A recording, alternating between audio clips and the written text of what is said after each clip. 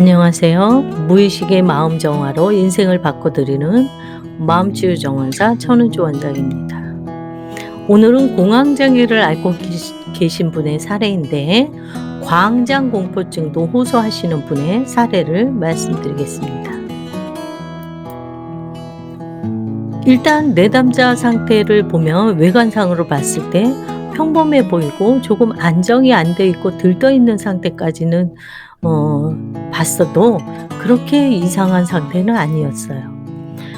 그런데 내담자 상태에서 행동에서 자신이 이야기를 하는데 밤만 되면 거리 이동을 할 때 가까운 거리라도 누군가 꼭 데려다 주어야 한다는 거예요.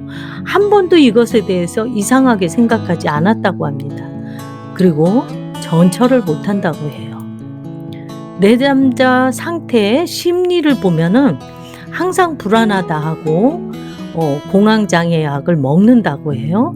그런데 공황장애 약 먹기 전에 이전 병원에서 처방해 준 약이 간질약이었다고 해요. 이것을 7년을 복용하고 현재 다른 병원에 다니면서 13년째 공황장애 약을 복용 중에 있어요. 자, 그러면 이분의 사례를 전부 다 얘기하기 전에 도대체 공황장애, 광장장애 이런 게 뭔지 다 나와 있기는 해요. 그런데 저도 한번 얘기는 해보고 이 사람이 이런 상태였기 때문에 치유가 어떻게 일어나고 어떤 치유를 계획을 했다라는 것을 말씀드리기 위해서 제가 DSM-5에서 광장공포증이 어떤 거다라는 것을 말씀드리고 넘어갈게요. 이것은 불안장애 중 하나예요. 자신이 어디에 속해 있는지 한번 보세요. A에 다음 5가지 상황 중 2가지 이상의 경우에서 극심한 공포 또는 불안을 느낀다. 첫 번째, 대중교통을 이용하는 것. 예를 들어서 자동차, 버스, 기차, 배, 비행기. 두 번째는 열린 공간에 있는 것. 예를 들어서 주차장, 시장, 다리. 세 번째는 밀폐된 공간에 있는 것. 예를 들어서 상점, 공연장, 영화관. 네 번째는 줄을 서 있거나 군중 속에 있는 것. 5번째는 집 밖에 혼자 있는 것. B 상황에서는 공황유사 증상이나 무력하거나 당혹스럽게 만드는 다른 증상. 예를 들어서 노인에서 내가 떨어지면 어떡하지? 또 실금이 오면 어떻게 하지? 라고 여자분들이 생각하시는 거죠. 그런 공포가 가지고 있을 때 도움을 받기 어렵거나 그 상황에서 벗어나기 어려울 것이라는 생각 때문에 그런 상황 엄청 두려워하고 피한다는 것이죠. 또 C는 광장공포증 상황은 거의 대부분 공포와 불안을 야기시켜요. D. 광장공포증 상황을 능동적으로 회피하거나 동반자를 필요로 하거나 극도의 공포와 불안 속에서 그냥 견뎌내는 거예요. F는 공포, 불안, 회피 반응은 전형적으로 6개월 이상 지속됐을 경우를 얘기하는 거예요. 지금 이제 사람들이 인터넷이나 이런 것을 통해서 내가 무슨 증상을 가지고 있는 것 같아요. 내가 꼭 그거 같아요. 광장공포증 같아요. 공황장애 같아요.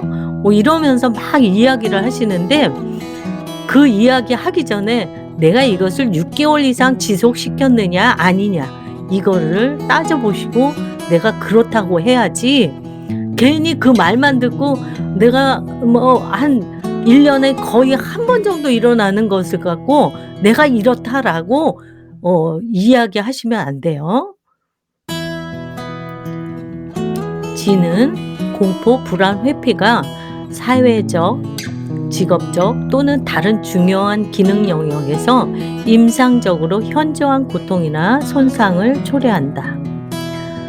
H는 만약 다른 의학적 상태, 예를 들어서 염증성 장질환, 파킨슨병 상태가 동반된다면 공포, 불안, 회피 반응이 명백히 지나쳐야 한다.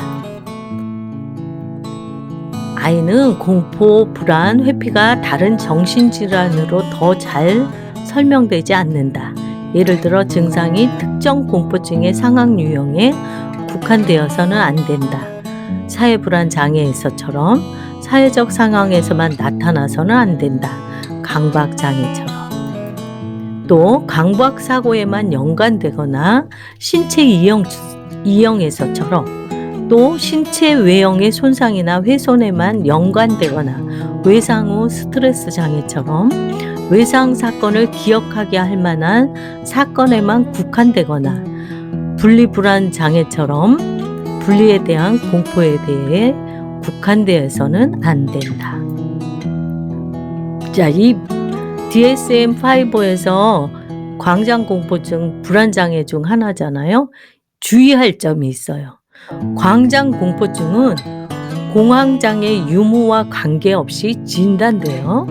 만약 공황장애와 광장공포증의 진단 기준을 모두 만족한다면 두 가지 진단이 모두 내려져야 합니다.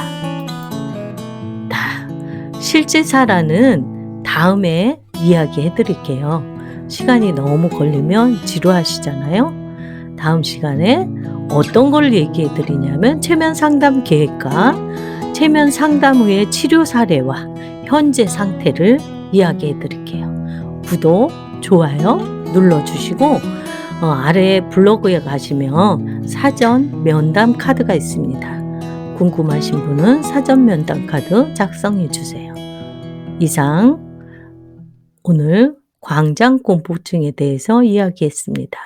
감사합니다.